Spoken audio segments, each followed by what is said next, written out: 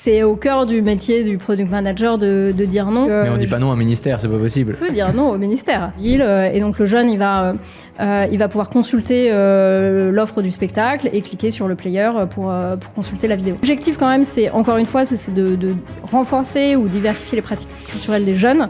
Donc notre objectif, c'est vraiment de servir le jeune et de lui faire découvrir la culture et de lui permettre d'être autonome dans sa pratique culturelle. Bonjour et bienvenue Manon sur cette saison 2 du podcast On Zone, cette saison qui parle de product, de ROI, parce que le marché évolue beaucoup.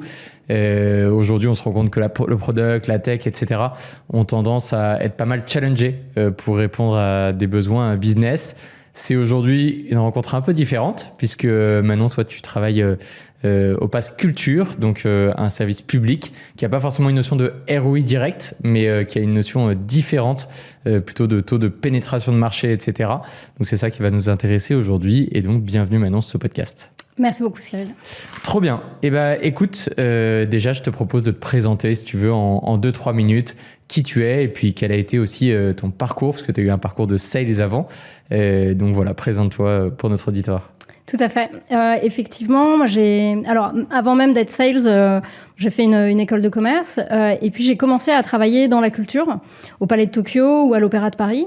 Et ensuite, j'ai eu une expérience un peu assez atypique. J'ai fait 1 an de volontariat dans la Marine nationale.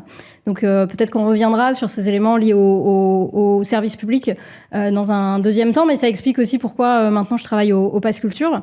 Et puis, à l'issue de mon expérience dans la Marine nationale, j'ai souhaité plutôt travailler dans le numérique. C'est un domaine qui m'intéressait. Et donc, j'ai rejoint en tant que sales une start-up qui s'appelle Lucas. Ça a été une expérience extrêmement enrichissante qui m'a fait travailler également sur les partenariats et plus sur la construction, le développement d'une activité à travers des partenaires, des revendeurs, leur accompagnement. Donc vraiment un cycle très complet. Ce qui m'a ensuite amené à travailler chez Partout, une start-up spécialisée dans le référencement local des magasins, en tant que responsable des partenariats à l'international. Et ensuite, j'ai eu envie de m'orienter construire en fait le produit et non pas uniquement le développer, l'expliquer. Et du coup, j'ai fait une formation chez Lyon et ça m'a emmené ensuite au Pass Culture. Donc, j'ai réussi à allier un peu mes deux passions, l'une pour le numérique, le produit et la culture. Et donc maintenant, ça fait 4 ans et demi que je développe le produit chez Pass Culture. Donc, j'ai commencé en tant que product manager sur l'application mobile à destination des jeunes. Puis j'ai travaillé sur le back-office à destination des partenaires culturels. Et maintenant, j'encadre une équipe de 4 product managers qui développent donc le Pass Culture. Ok, excellent. Donc vraiment un parcours de sales avant. Et c'est ton aventure sales, c'est tes échanges avec les clients qui t'ont donné le goût du product management. Qu'est-ce qui t'a fait découvrir pour la première fois le métier de product manager ? Alors, c'est vraiment mon expérience chez Lucas, qui est une société hyper product-oriented. Et je me souviens très bien, je pense, d'un des premiers séminaires auxquels j'ai participé avec la présentation du directeur Gilles Sadger, qui expliquait qu'il y a 3 types d'entreprises. Il y a les entreprises sales-oriented, les entreprises customer-oriented et les entreprises product-oriented. Et très clairement, Lucas se situe dans la 3e catégorie, et c'est ce qui fait son succès depuis des années. Et puis je suis arrivée aussi chez Lucas peu après qu'ils aient fait un tournant dont on parle plus du tout maintenant, mais le tournant du SaaS. C'est une évidence maintenant pour toutes les boîtes product de proposer un outil SaaS. Et en fait, Lucas, qui propose des solutions RH de gestion des congés, des notes de frais, a commencé on-premise. Et moi, je suis arrivée après le virage du SaaS, donc ça m'a permis aussi de voir un petit peu toute la stratégie produit, d'implémentation, d'évolution d'un produit qui avait 12 ans d'âge finalement quand je suis arrivée, et on était pourtant 25 dans l'entreprise. Et donc c'est vraiment toute la culture de Gilles Sadger autour du produit qui m'a donné envie de poursuivre dans cette voie. Okay. Et ensuite, j'ai fait d'autres rencontres chez Partout, en particulier avec Thomas Cotte et Savinien Lucberail, qui sont des super CPO, qui ont le goût du produit, l'amour du design, de la voix des utilisateurs et de l'impact business, qui m'ont aussi donné envie de peut-être de continuer l'aventure ailleurs pour faire du produit, justement. Hyper intéressant. J'aime beaucoup cette approche sales avant d'avoir été product.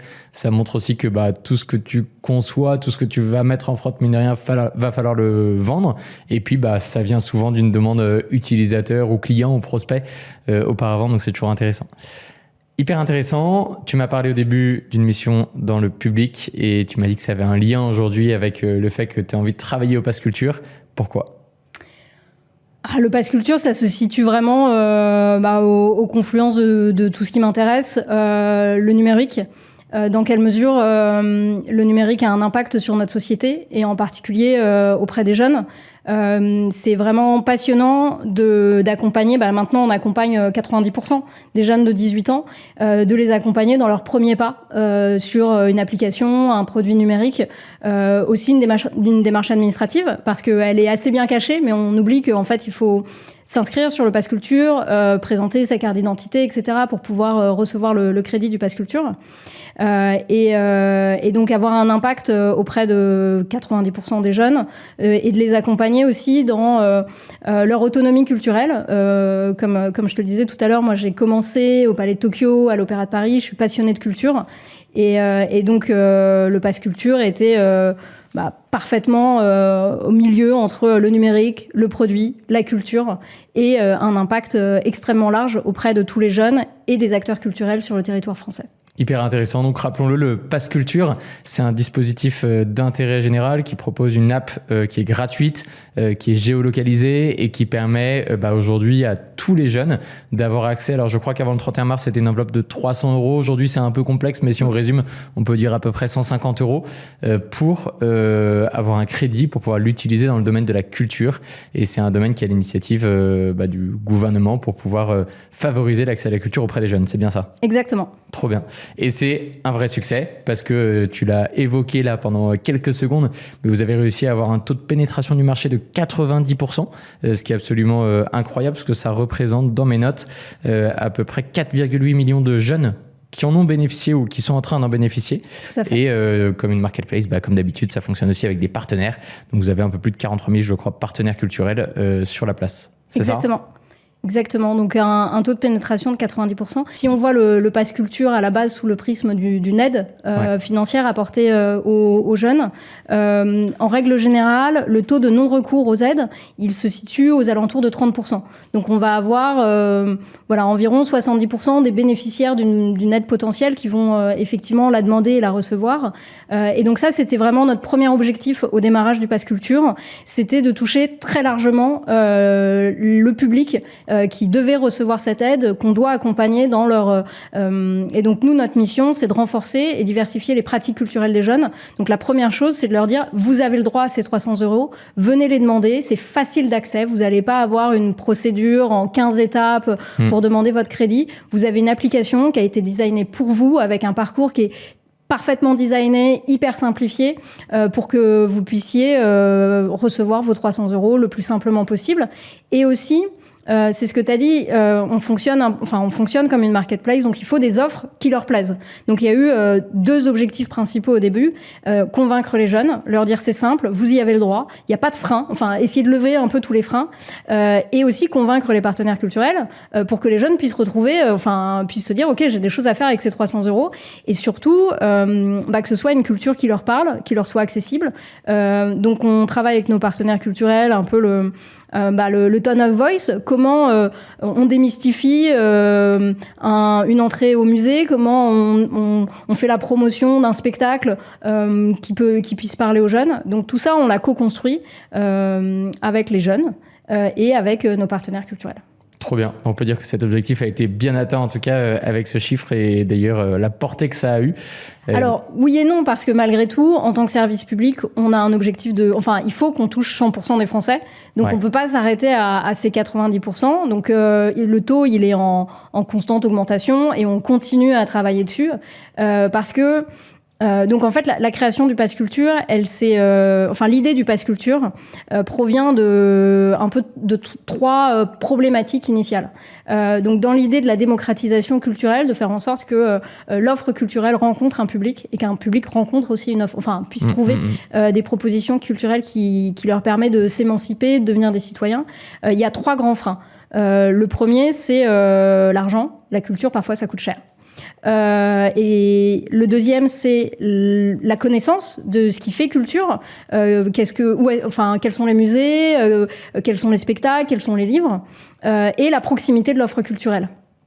Et donc, c'est pour ça que le Pass Culture s'est composé en tant qu'application culturelle, où on va pouvoir retrouver, maintenant avec nos 43 000 partenaires, quasiment l'intégralité des propositions culturelles en France. Ce crédit pour les aider, lever le frein financier, et la géolocalisation qui permet de dire, OK, y a un musée à 500 mètres de chez moi, il y a une librairie à 3 km, etc. Donc, on a travaillé sur ces 3 freins initiaux pour justement essayer de rencontrer ce succès. Mais encore une fois, en tant que service public, on ne peut pas s'arrêter à ces 90%, et les 10% qui nous manquent, c'est ceux qui sont les plus éloignés de la culture, qui ont potentiellement le plus besoin de cette enveloppe. Et donc, on doit continuer à essayer de lever tous ces freins pour faire en sorte que 100% des jeunes sur le territoire français puissent bénéficier du Pass Culture. Hyper intéressant. Revenons à ta carrière de product manager au tout début de ton expérience au Pass Culture. Tes premiers jours en tant que product manager, la première fois que tu es confronté peut-être à des sujets tech, à des sujets d'objectifs, entre guillemets, un peu business. Quels ont été les premiers jours, quels ont été les moments les plus difficiles peut-être pour toi dans ton métier à ce moment-là? Revenons 3 ans et demi en arrière, 4 ans en arrière. 4 ans en arrière. C'est vrai que c'est rigolo de repenser au tout premier jour. Alors, sur les aspects techniques, j'avais avec mon expérience dans 2 boîtes très tech, très product-oriented, j'avais un petit peu de connaissances, petit vernis qui me permettait de pas être complètement paumé sur tous les aspects dès le début. Je pense que la première chose, c'est que le travail de product manager, c'est un travail vraiment en équipe, où on collabore avec beaucoup de personnes, alors que dans mon expérience précédente, j'étais du coup en charge d'une équipe, mais c'était un travail qui était assez solitaire. Et donc c'est vraiment ça, maintenant, quand tu me poses la question, je me souviens se dire, OK, tous les jours, c'est un travail collaboratif qu'on va construire avec d'autres personnes qui font pas le même métier que moi. Et du coup, il va falloir qu'on construise un discours, un vocabulaire commun. Ouais. Est-ce qu'il y avait déjà d'autres product managers qui étaient présents quand tu es arrivé? D'autres product managers, il y avait déjà 2 autres PM qui venaient d'être embauchés. Ouais. Le produit existait déjà quand je suis arrivée. Du coup, le Pass Culture, ça a commencé en 2018. D'abord par une expérimentation sur 5 départements. Et en 2021, en fait, comme ça avait bien fonctionné, on a lancé au national. Et donc, c'est à ce moment-là, moi, que je suis arrivée.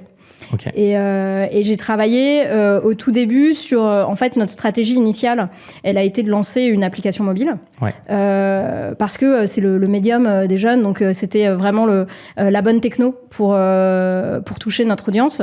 Mais moi, je suis arrivée pour proposer un site web également, donc une web app, pour des questions d'inclusivité. En fait, tous les jeunes n'ont pas forcément un téléphone portable, suffisamment performant pour accueillir une app.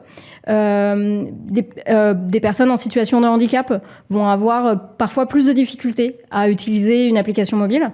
Et donc, encore une fois, dans cette idée de service public, et tu posais la question sur le ROI, on va développer un site web, alors qu'il va toucher peut-être 3, 4, 7, 10% de nos utilisateurs. Mais encore une fois, en tant que service public, notre objectif d'abord, c'est de toucher toutes les personnes qui sont censées pouvoir bénéficier de notre aide.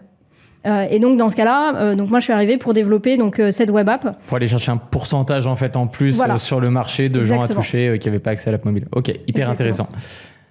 Pour finir sur ton parcours un peu personnel avant de passer aux produits que tu as tous les jours, quelle a été, tu penses, la galère la plus forte que tu aies vécue et qui t'a en quelque sorte façonné ta vision aujourd'hui d'un Head of Product au Pass Culture? Je pense que c'est effectivement ce travail sur la web app qui était quand même hyper technique. tout d'abord, et donc de créer en fait une compréhension avec les développeurs, une vision commune de ce qu'on voulait faire. Parce que au-delà d'être technique, c'était aussi la création d'un nouveau produit qui reposait sur le même socle fonctionnel, la même cible, mais par contre sur une nouvelle techno. Et donc on pouvait aussi designer comme on souhaitait. Et en soi, une expérience web n'est pas du tout la même qu'une expérience mobile. Et ça, pour moi, c'est peut-être le point que j'avais pas forcément identifié au début, où en arrivant, j'ai voulu être dans la continuité, reproduire, faire des choix un peu rapide, plus que vraiment motivé par tu vois, j'ai peut-être pas fait une étude de marché assez conséquente pour identifier les parcours sur d'autres web apps, etc. Très dans la delivery, allez, on y va, Exactement. on met de la feature et... Ouais. Exactement. Ce qui était aussi cohérent avec la nécessité de pouvoir livrer quelque chose rapidement. L'enjeu du Pass Culture, c'est aussi... Enfin, la difficulté du Pass Culture, c'est que contrairement à une start-up qui va cibler une petite population avec une verticale, nous, au lancement, dès le début, il fallait toucher tous les jeunes, partout, sur tout le territoire, et tous les partenaires culturels, du libraire au Louvre, en passant par le prof de piano ou la salle de spectacle. Donc, on a dû tout faire. Donc, parfois, on a fait des raccourcis pour essayer de toucher un maximum de personnes sans faire du spécifique. Ouais. Voilà. Très clair. Trop cool. Passons maintenant au produit en tant que tel. Au Pass Culture, vous retrouvez le lundi matin, vous regardez un peu votre roadmap sur la semaine, vous regardez ce que vous avez livré. Comment tu définis, du coup, la valeur d'une feature ? Alors, au niveau la première chose, à partir du moment où la feature elle a été livrée, de façon très classique, on va aller regarder si elle est découverte, si elle a été adoptée, par les deux parties, comme tu l'expliquais. Donc il y a une feature, souvent on a une feature qui est développée sur l'espace partenaire qui va permettre, prenons un des derniers exemples en date, on permet maintenant aux partenaires culturels d'ajouter une vidéo sur leurs offres, ce qui est très pratique, par exemple pour un spectacle, de pouvoir mettre un peu un trailer de la chorégraphie, une interview du metteur en scène. Donc il peut ajouter une vidéo. Donc par exemple, je suis un spectacle, donc je propose un spectacle en tant que partenaire. Je viens mettre l'offre sur votre plateforme, peut-être dans un range de date précis ou autre. Et d'habitude, j'ai une photo et là, j'ai une vidéo. Exactement. Okay. Exactement. C'est tout à fait ça le parcours. Et donc, derrière, il y a la vidéo qui s'affiche sur l'application mobile. Et donc, le jeune, il va pouvoir consulter l'offre du spectacle et cliquer sur le player pour consulter la vidéo. Et donc, on a mis en production la fonctionnalité le lundi. On va regarder tout de suite les datas pour aller voir le nombre de partenaires culturels qui ont lu la newsletter, qui sont venus ajouter des vidéos. Et on va regarder le nombre de jeunes qui ont cliqué sur le player. Est-ce qu'ils ont regardé la vidéo jusqu'au bout, etc. On va pouvoir comparer ces datas aussi avec d'autres. Par exemple, les vidéos étaient déjà présentes sur le Pass Culture, mais c'était nos équipes en interne qui allaient les uploader. On a une équipe réseaux sociaux qui proposent énormément de vidéos, des shorts avec des jeunes qui parlent de leur expérience, etc. Et donc, on va aller comparer le contenu. Est-ce que les jeunes vont regarder plus les vidéos qui sont proposées par nos partenaires ? Est-ce qu'elles fonctionnent aussi bien ? Est-ce qu'elles fonctionnent un peu moins bien ? Donc, cette question d'adoption d'une fonctionnalité, elle est vraiment au cœur de notre travail. Et donc, on fait des mesures d'impact. Donc, tout de suite, on va regarder si ça fonctionne. Et ensuite, on a des mesures d'impact qu'on travaille avec l'équipe data analyst, avec lesquels on va travailler à M+1, M+3, M+12, des mesures pour identifier si la fonctionnalité a rempli son objectif. Et donc tout ça, c'est possible. Et donc si elle n'a pas rempli son objectif, on sunshine, on kill la fonctionnalité. Et cette analyse, elle est possible parce qu'en amont du développement, on s'est fixé un objectif.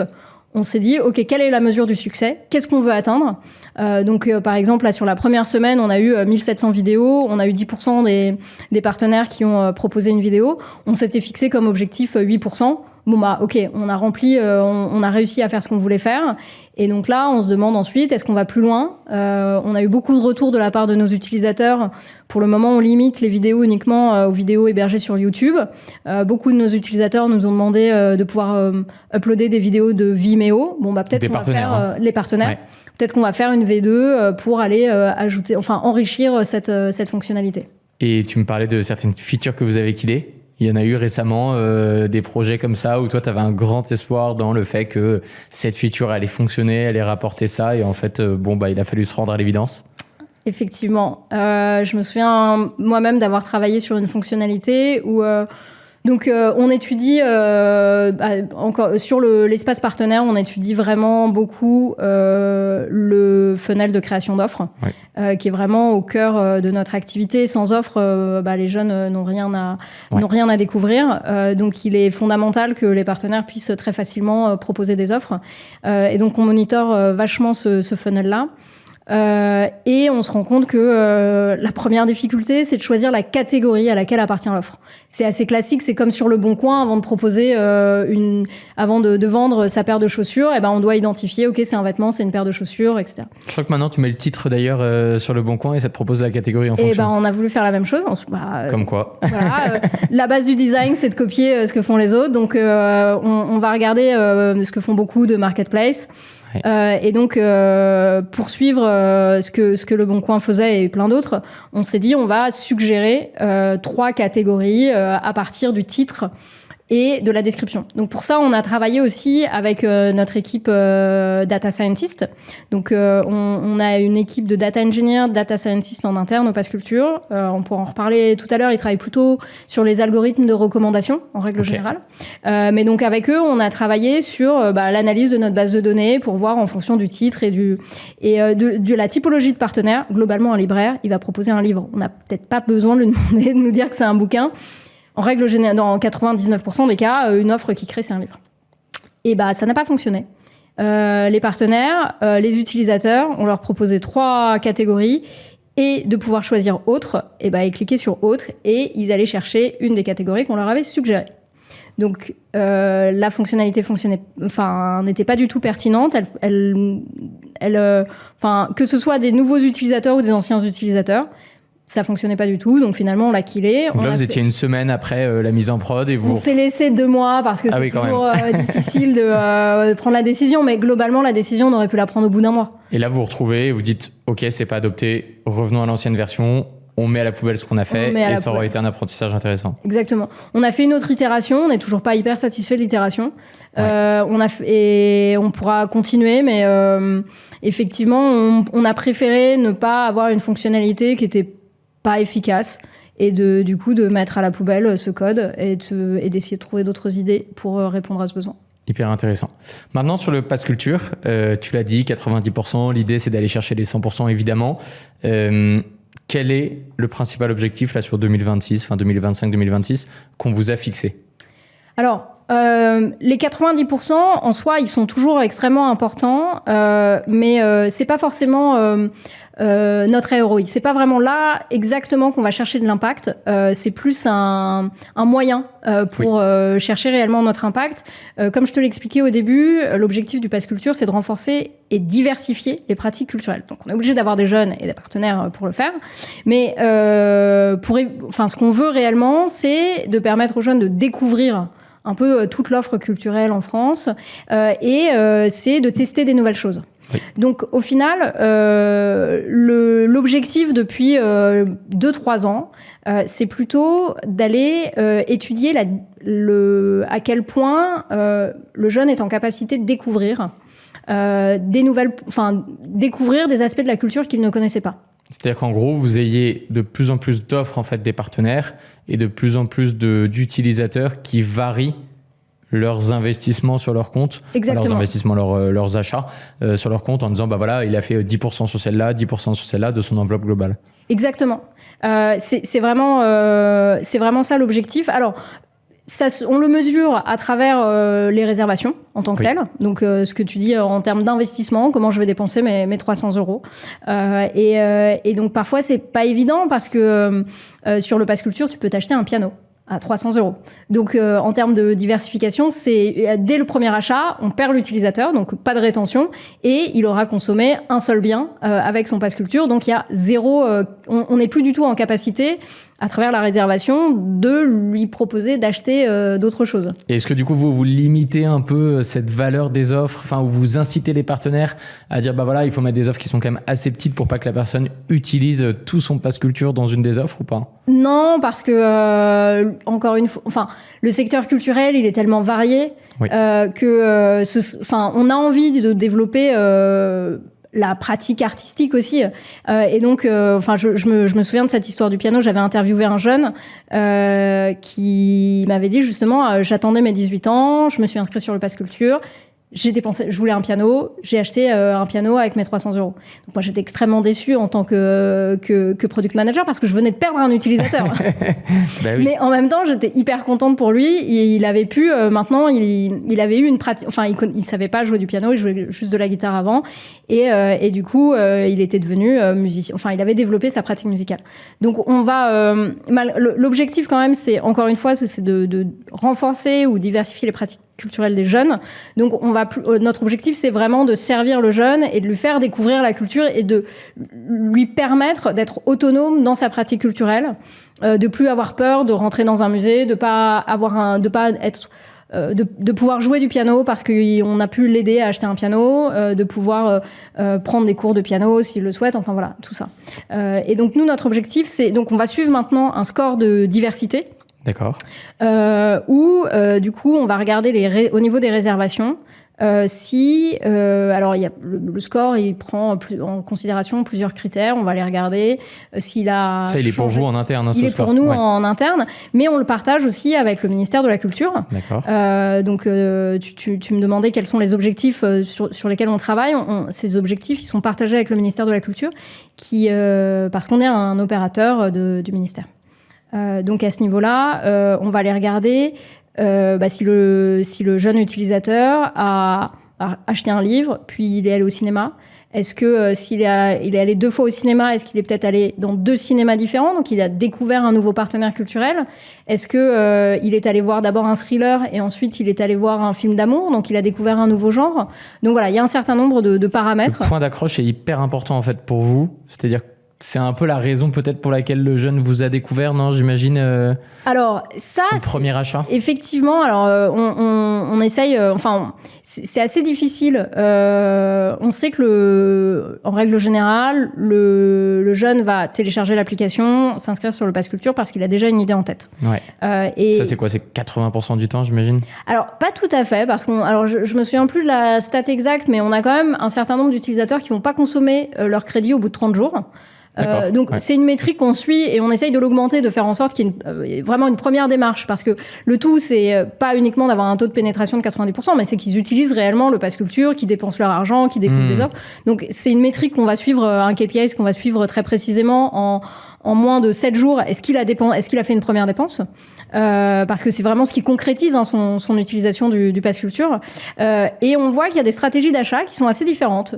On en a qui viennent avec une idée déjà en tête, et on en a d'autres qui vont plus explorer, ou qui vont attendre le moment opportun. Justement, par exemple, sur des dépenses importantes, on se rend compte qu'ils vont souvent attendre un petit peu plus pour prendre la décision d'investir une grosse partie de leur Pass Culture. Par exemple, le jeune qui avait le piano, il l'a pas acheté dans les 7 premiers jours, et lui, il attendra peut-être plus, 14, 28 jours, etc. Par exemple. Ok, hyper intéressant. Donc ça veut dire que vous avez vraiment une diversité que vous mesurez à plusieurs niveaux, et ça va du plus petit KPI de quand est fait l'achat, quel est l'ordre des achats qui ont été effectués, jusqu'à peut-être l'équité territoriale et des choses comme ça. On l'a pas trop évoqué, mais en France.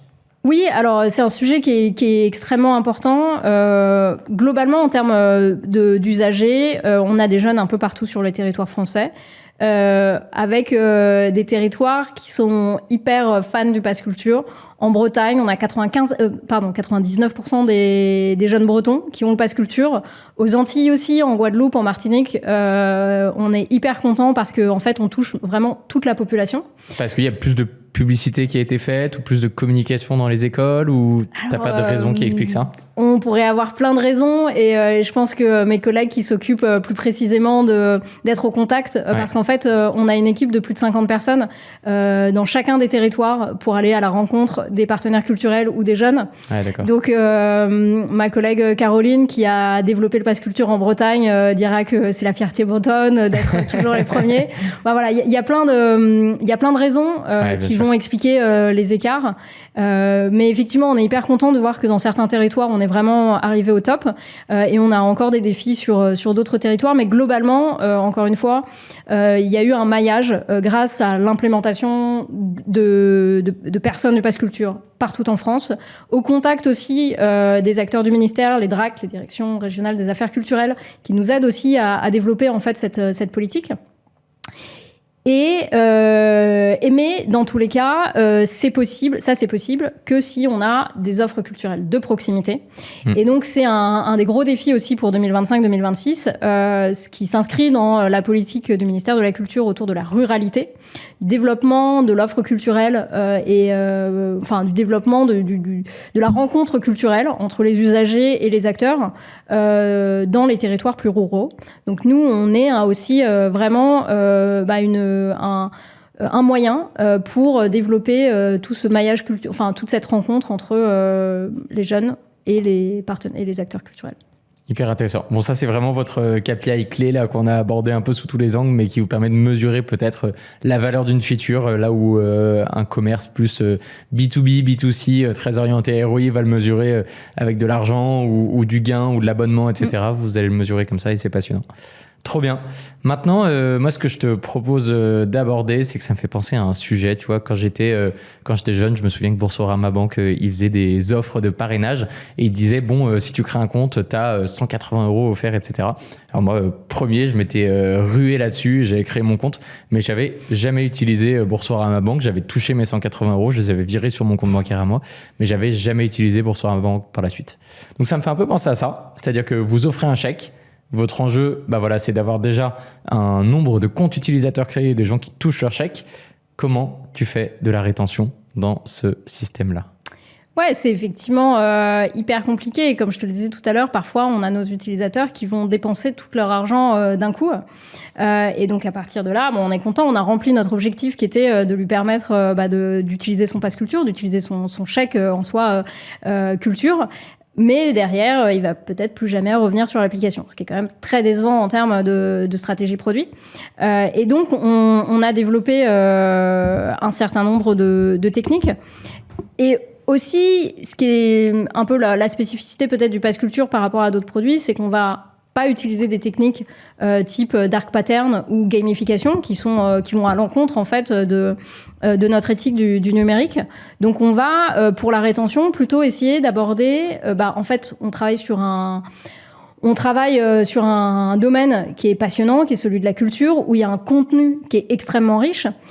Et donc, après avoir développé une application qui permette aux jeunes de s'inscrire, de toucher de l'argent et de découvrir des offres, on a travaillé sur la question de contenu culturel pour permettre aux jeunes de découvrir aussi dans l'application un certain nombre d'aspects culturels.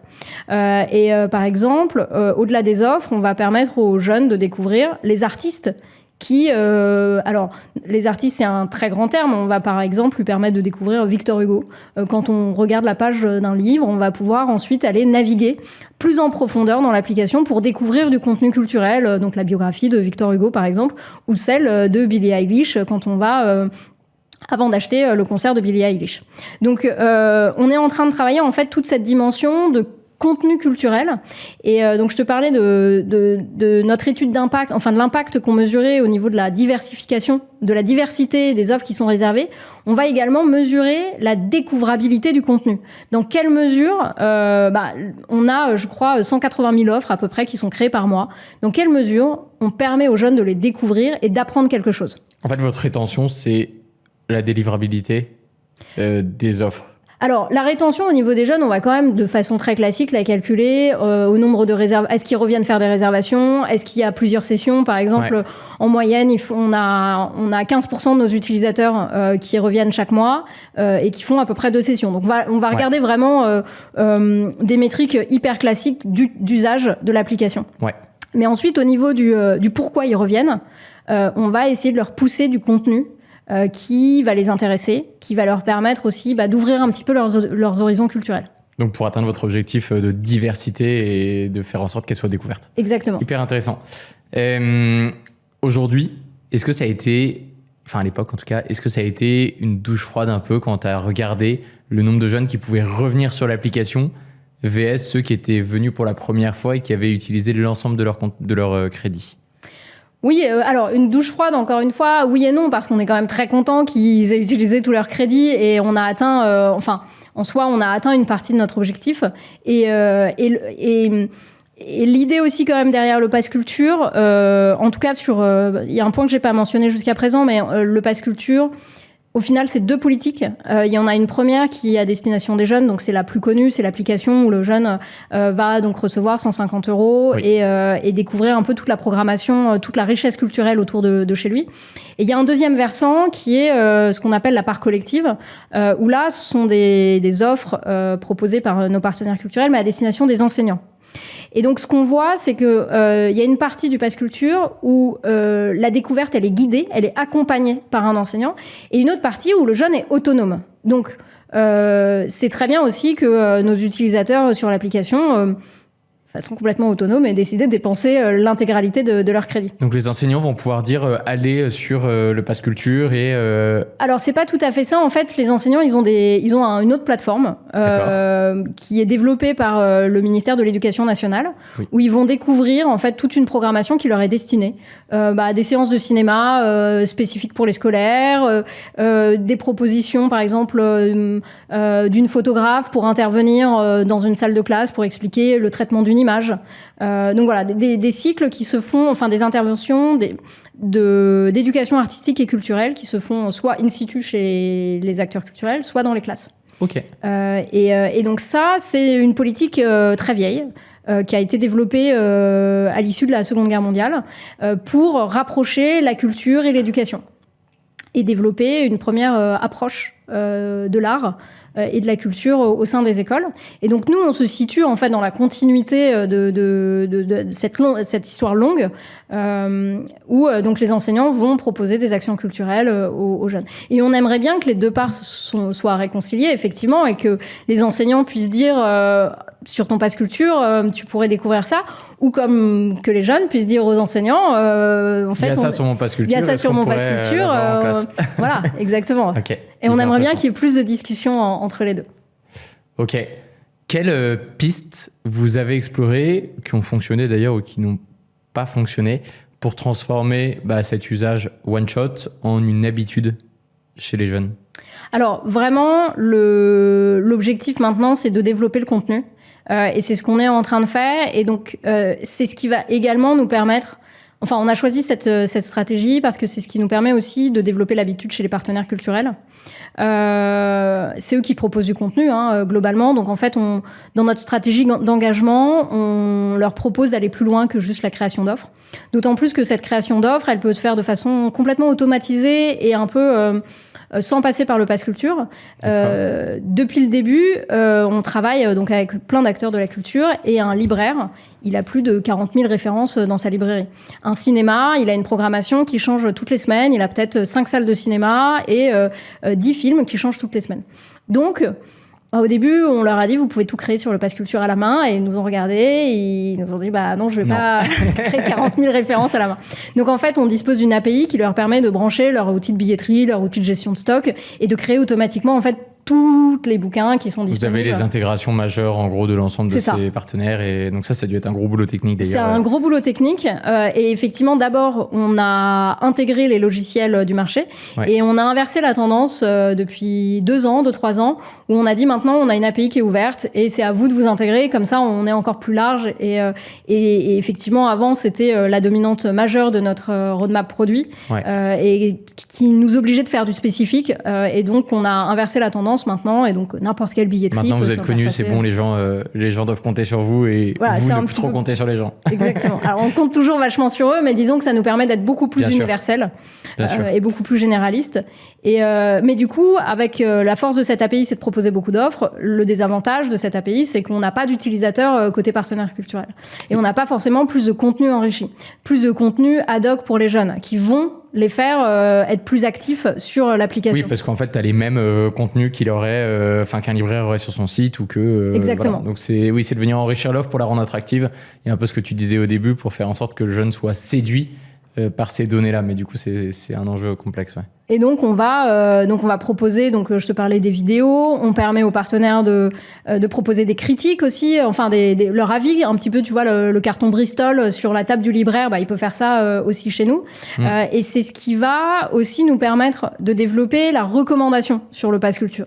Donc depuis le début, et vraiment à l'origine du Pass Culture, on a une recommandation par algorithme, un algorithme assez spécifique qui va éviter d'enfermer nos utilisateurs dans une pratique, mais de lui présenter en fait la diversité de notre offre. Donc dans les catégories, en fait, que l'utilisateur puisse découvrir beaucoup de catégories à la fois. Beaucoup de catégories, beaucoup de partenaires, beaucoup de genres différents. Ouais. Donc on a un algorithme qui va ouvrir les possibilités plutôt que de les fermer. Mais on sait que ce qui fonctionne beaucoup pour choisir, c'est la recommandation par les pairs.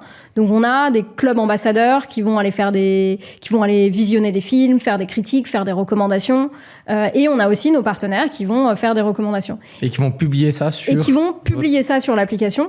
Et donc l'idée, c'est de se dire qu'une fois que le jeune a dépensé tout son crédit, ou même parfois parce qu'il n'a pas forcément envie d'utiliser son crédit Pass Culture pour aller au cinéma, mais qu'il revienne quand même chez nous pour avoir une expérience qui lui permette de savoir ce que les autres jeunes aiment. Quel est le film Une sorte de halluciné, mais vraiment spécialisé Pass Culture avec les critiques en live sur les différents produits. Hyper intéressant. Exactement. Et ça, de le faire vraiment sur toutes les verticales. Donc de savoir quel est le film qui plaît le plus en ce moment, de savoir quels sont les livres qui sont lus. On a une équipe en interne aussi qui va faire des sélections. Donc c'est tout un aspect de notre métier, de notre activité qui repose sur en fait la médiation auprès de notre public, parce que ça aussi c'est assez clé dans la rétention, en tout cas dans le fait de passer la porte, c'est de savoir que l'offre elle nous est accessible, que la proposition culturelle elle nous est accessible. Donc on a toute une équipe qui travaille sur l'éditorialisation de la page d'accueil qui va faire une sélection d'offres où, en fonction des thématiques, par exemple, il y a 2 semaines, c'était les Journées européennes du patrimoine. Ouais. Donc, qu'est-ce que tu peux aller visiter pendant les Journées européennes du patrimoine ? Quelles sont les activités qui ont été construites un peu sur mesure pour les jeunes de 18 ans ? Ouais, qui s'adaptent à l'actualité et qui fassent les propositions en fonction pour le public. Okay. Et donc ça, on a envie de l'automatiser et de le rendre encore plus puissant et de proposer à nos partenaires de vraiment créer des offres encore plus sur mesure avec une meilleure mise en avant de la médiation qui va permettre du coup à une personne qui a encore une fois jamais passé la porte d'un opéra, d'un musée, d'une librairie, de pouvoir se dire ok, c'est à moi qu'on parle, je peux y aller, et du coup ne plus voir le Pass Culture uniquement comme un chèque, comme un moyen de dépenser ces 300 €, mais vraiment comme un moyen d'accéder à la culture et de savoir ce qui se passe autour de chez soi. Ouais, c'est intéressant comme quand tu es sur Amazon et que tu achètes ton produit et qu'en dessous, tu as les clients ont aussi acheté. Et là, tu as des recommandations. Et pour vous, ça, c'est le moteur principal puisque tu disais que la découvrabilité était importante. Exactement. Ok, trop bien. Tu es dans le public, les choses évoluent. Il y a dû y avoir des changements de règles dans le passé ou au 31 mars, d'ailleurs, il y a eu un changement de fonctionnement sur l'attribution des enveloppes. Comment on gère un changement de dernière minute au Pass Culture? Est-ce que vous en avez eu? Comment ça s'est passé? Oui, alors on en a eu plusieurs. Le tout premier peut-être... alors je suis arrivée juste après, mais mes collègues m'en ont beaucoup parlé. Le tout premier, c'est l'ouverture du Pass Culture à toute la France.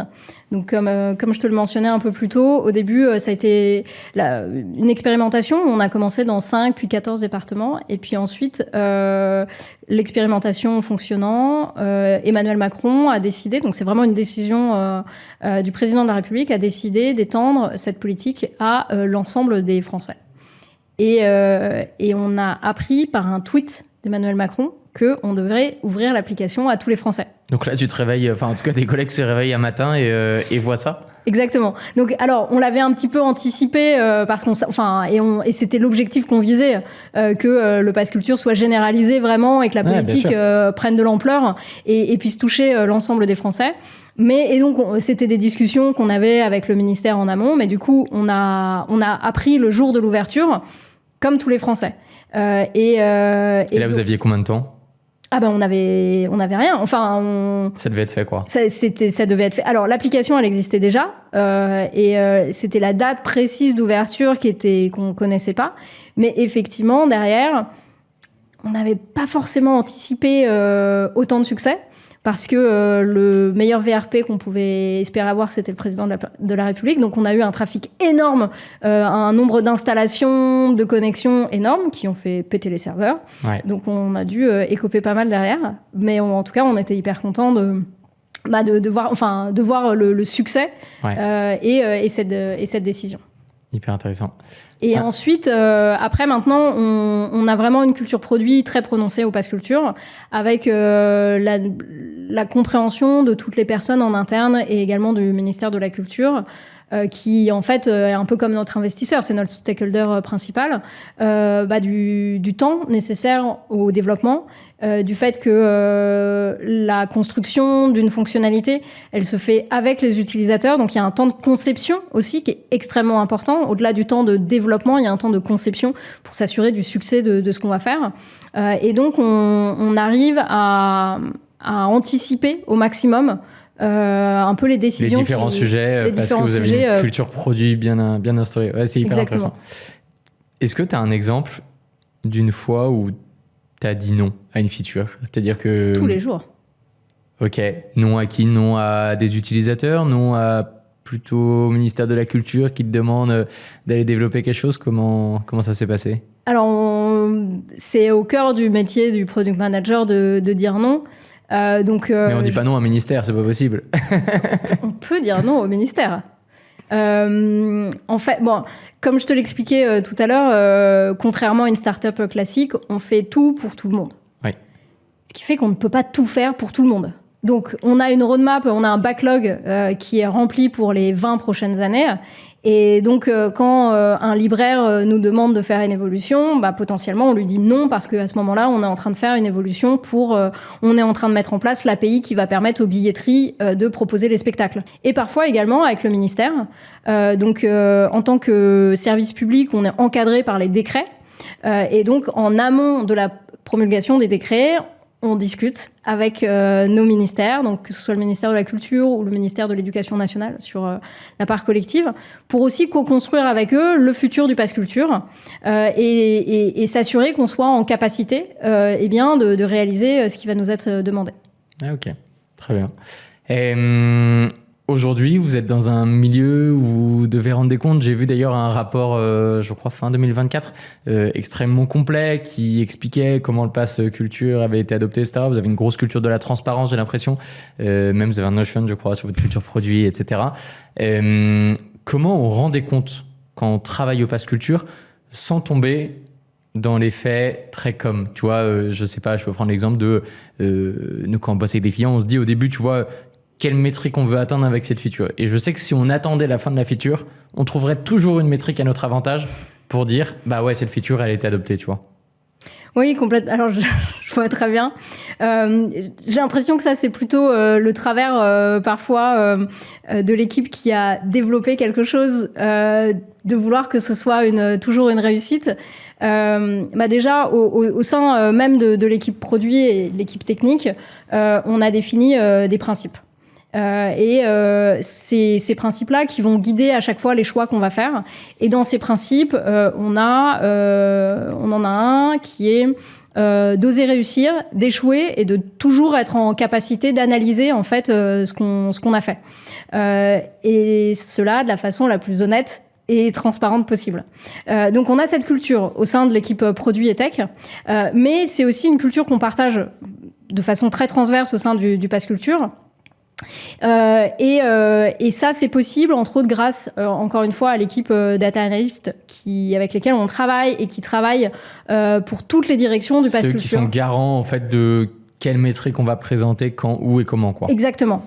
Et en fait, depuis le début, on a défini des indicateurs de performance qu'on a co-construits avec le ministère pour dire, voilà, précisément les aspects sur lesquels on est attendu. Donc, le taux de pénétration, le taux d'usage, le nombre de partenaires qui sont inscrits, le nombre d'offres, etc. On a défini un certain nombre d'indicateurs avec eux.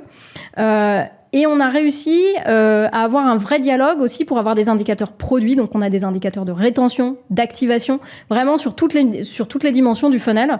On a ces indicateurs qui sont partagés avec le ministère et aussi avec les équipes du ministère qui travaillent dans les régions parce qu'on collabore au quotidien avec elles. Et si on mentait sur les chiffres, le terrain le saurait. Donc c'est génial d'avoir une culture. Enfin, quand j'ai lu ce rapport, je me suis dit, c'est chouette. Parce que dans le service public, alors j'étais aussi avant ce que je t'expliquais, mais j'étais un peu la DINUM, etc. C'est toujours compliqué, je trouve, d'avoir une démarche très product, très, très comme une start-up d'aujourd'hui, quoi.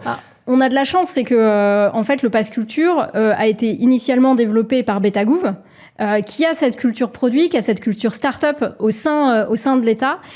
Et donc, la méthodologie produit, l'analyse, tout ça ont été définis. Tout a été initié, en fait, au début, et du coup, vous avez suivi cette logique. Exactement. C'est vraiment au cœur de la création du Pass Culture, qui s'est fait d'abord au sein du ministère, mais à travers les équipes de Betagouv.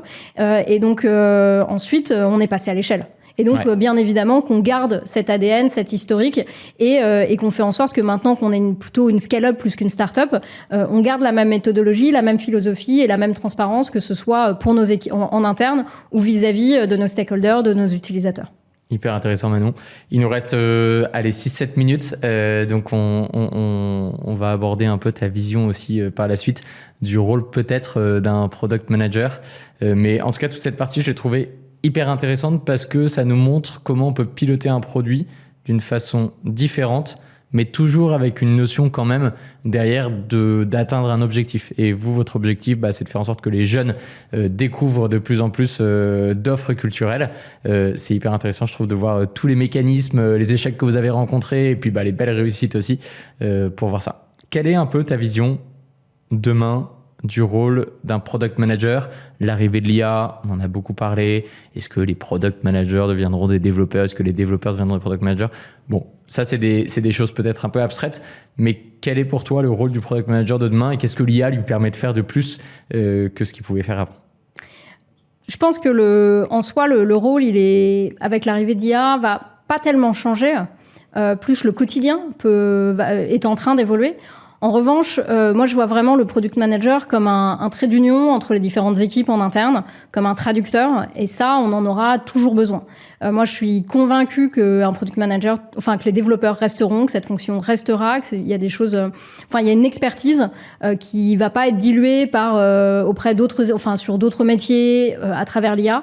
Quand on a un produit qui tourne auprès de 4,8 millions de Français, on va pas construire une stack technique en vibe codant.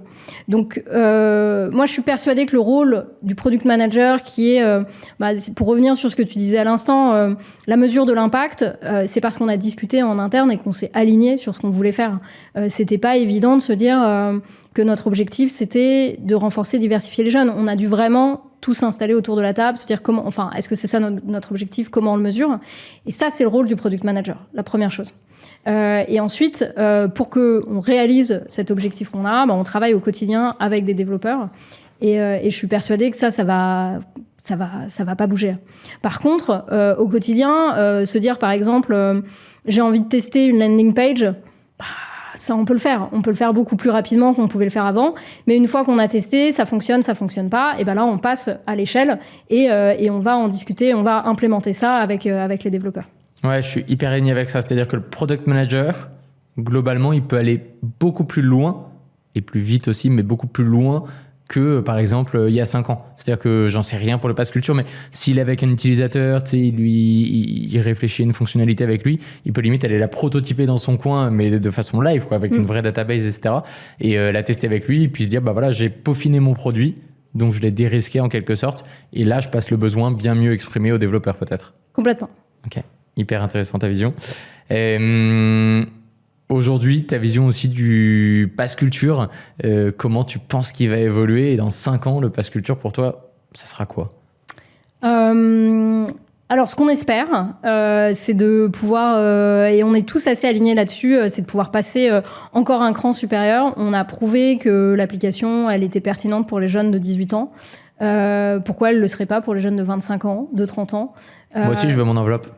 Alors, pas forcément à travers une enveloppe, mais juste à travers la découverte de tous ces contenus, une séance de cinéma.